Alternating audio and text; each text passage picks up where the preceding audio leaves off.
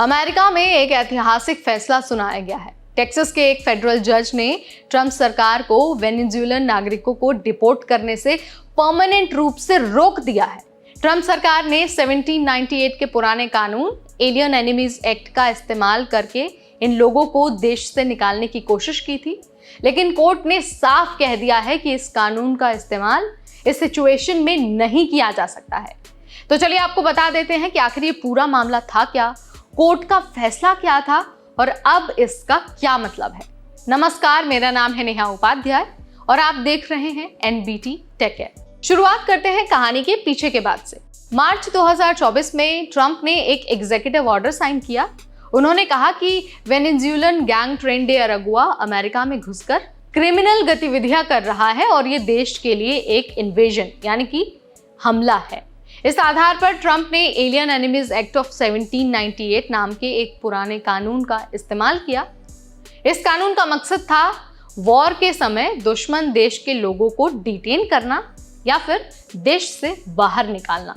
अब ये बात बहुत ध्यान देने वाली है कि ये कानून अब तक सिर्फ 3 बार ही इस्तेमाल हुआ है। पहली बार 1798 में इस्तेमाल हुआ था, फिर वर्ल्ड वॉर 1 में और आखिरी बार वर्ल्ड वॉर 2 में। और अब ट्रंप इसे वेनेजुएलन्स पर लागू करना चाहते हैं, वो भी शांति के समय।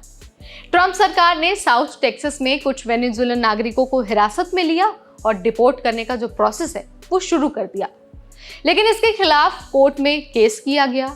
यूएस डिस्ट्रिक्ट कोर्ट जज ने केस की सुनवाई की, 36 पन्नों का फैसला सुनाया और सुनाते हुए फैसला कहा कि ट्रंप सरकार ने कानून की हद पार कर दी है।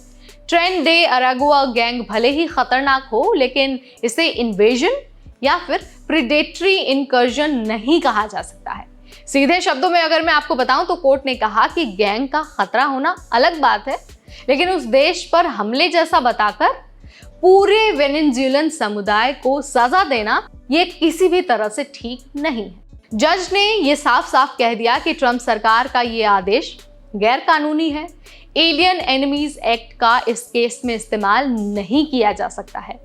सरकार वेनेजुएलन नागरिकों को इस कानून के आधार पर हिरासत में नहीं ले सकती, अमेरिका के अंदर ट्रांसफर नहीं कर सकती और न ही उन्हें डिपोर्ट कर सकती है। यह फैसला परमानेंट इंजंक्शन है, यानी कि स्थायी रोक है। इसका मतलब है कि जब तक ये फैसले को कोई ऊपरी कोर्ट में यानी कि जो सुपीरियर कोर्ट है उसमें पलटा नहीं जाता, तो ट्रंप सरकार या फिर कोई और इस कानून का वेनेजुएलन्स पर इस्तेमाल नहीं कर सकते, यानी कि वेनेजुएला के लोगों को डिपोर्ट नहीं किया जा सकता है। अब सवाल ये है कि भाई ट्रंप सरकार इसके बाद अब क्या करने वाली है और जो उनके सपोर्टर्स हैं वो क्या करेंगे। अब देखिए, बहुत पॉसिबल है कि ये फैसला अपील किया जाएगा, यानी कि जो ऊपरी अदालत है उसमें इस फैसले को चुनौती दी जाएगी।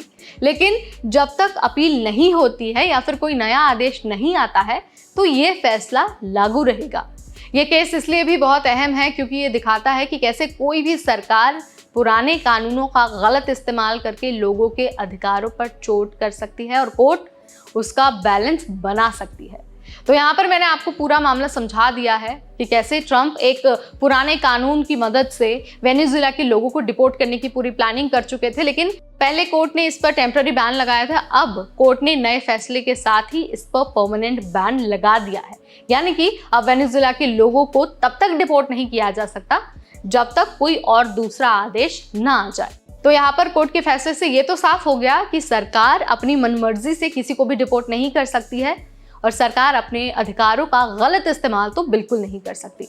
वीडियो अगर आपको पसंद आया है, इन्फॉर्मेटिव लगा है, तो इसे लाइक और शेयर करना बिल्कुल ना भूलें। और हाँ, जाने से पहले हमारा चैनल सब्सक्राइब कर दीजिए और बेल आइकन को भी प्रेस कर दीजिए, ताकि जैसे ही कोई नया वीडियो अपलोड हो, कोई नया अपडेट आए तो सबसे पहले इन्फॉर्मेशन आप तक पहुंच जाए। Till then, this is me Neha Upadhyay, signing of.